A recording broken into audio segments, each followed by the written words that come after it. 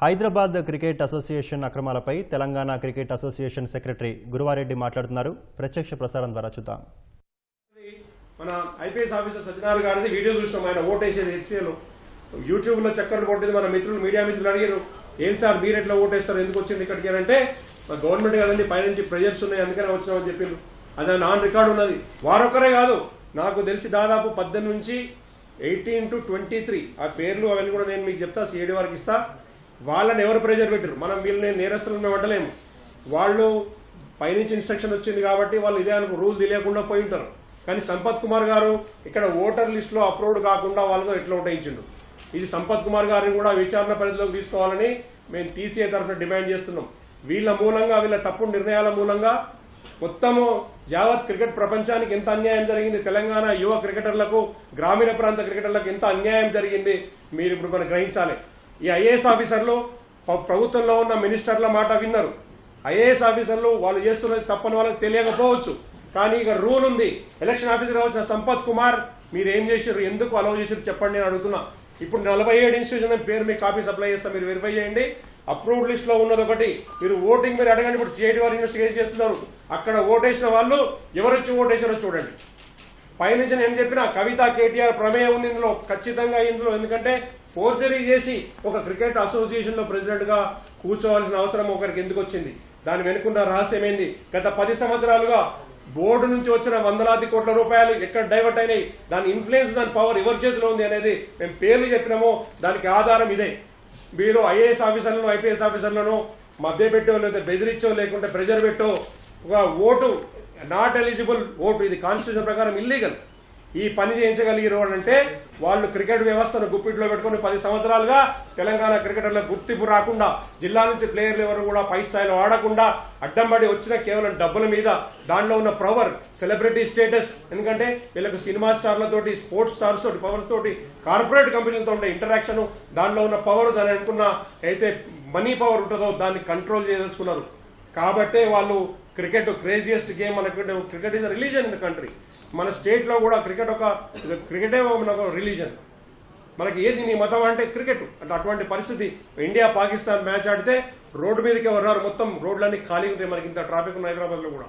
అటువంటి cricket followers ఉన్న ఈ రాష్ట్రంలో క్రికెటర్లకు అన్యాయం చేయడానికి ఇటువంటి దొంబి పనులు, దోకేబాజ్ పనులు, ఫ్రాడ్ చేసిన కేటీఆర్, కవితలను ఇమ్మీడియట్ గా ఇన్వెస్టిగేషన్ పరిధిలోకి తీసుకోవాలి.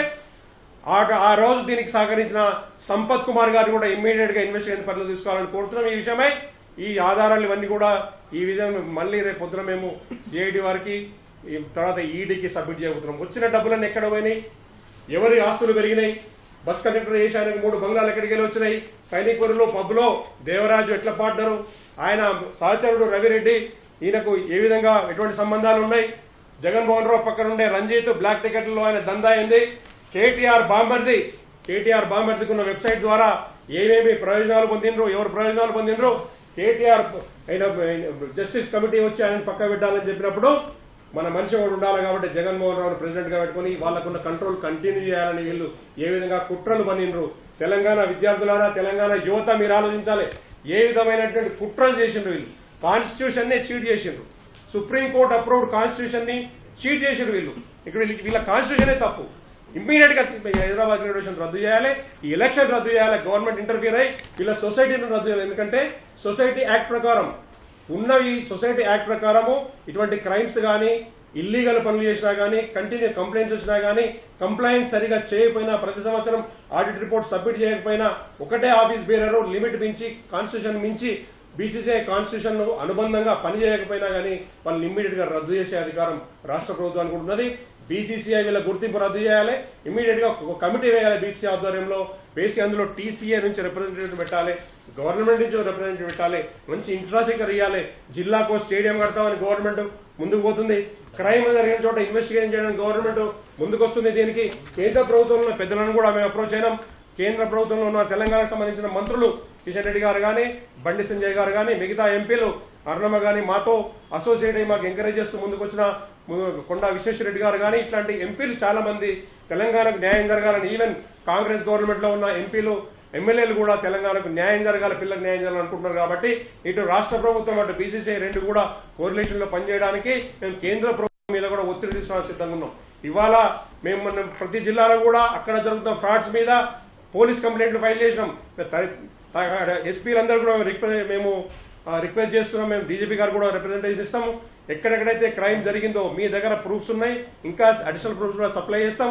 మేము 24 సమ్మర్లో 25 సమ్మర్ 2024-2025 సమ్మర్లో జగన్మోహన్ రావు ఆయన ఇక్కడ హెచ్సి అకౌంట్ నుంచి ప్రతి జిల్లాకు వాళ్ళు 30 జిల్లాల పేర్లు రాసుకుని ప్రతి జిల్లాకు 20 లక్షలు ఒక సమ్మర్లో, ఒక ఎండాకాలంలో 25 లక్షలు, ఇంకో 25 lakhs ఇంకో సమ్మర్లో, అంటే ఇంకో ఎండాకాలంలో, అంటే 2024లో 20 లక్షలు, 25లో 25 lakhs పంపించడానికి రికార్డులో రాసుకున్న ఇన్ఫర్మేషన్ మా దగ్గర ఉంది.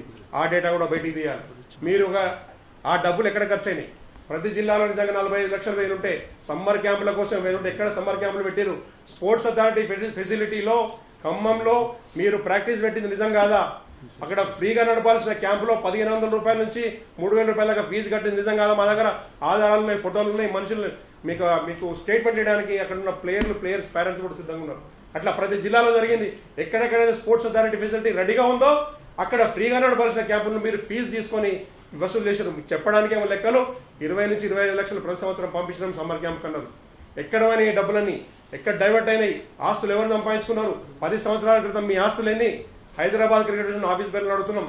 కొంతమంది వ్యాపారస్తులు ఇండస్ట్రీస్ పక్కన పెడితే మిగతా వాళ్ళందరూ కూడా ఏ విధంగా పెద్ద పెద్ద కోటీశ్వర్లు అయినరు. ఈడీ వారిని మేము రిక్వెస్ట్ చేస్తున్నాం, ఈ యాంగిల్లో మీరు ఇన్వెస్టిగేట్ చేయండి. ద్రోహులు బయటకు వస్తారు.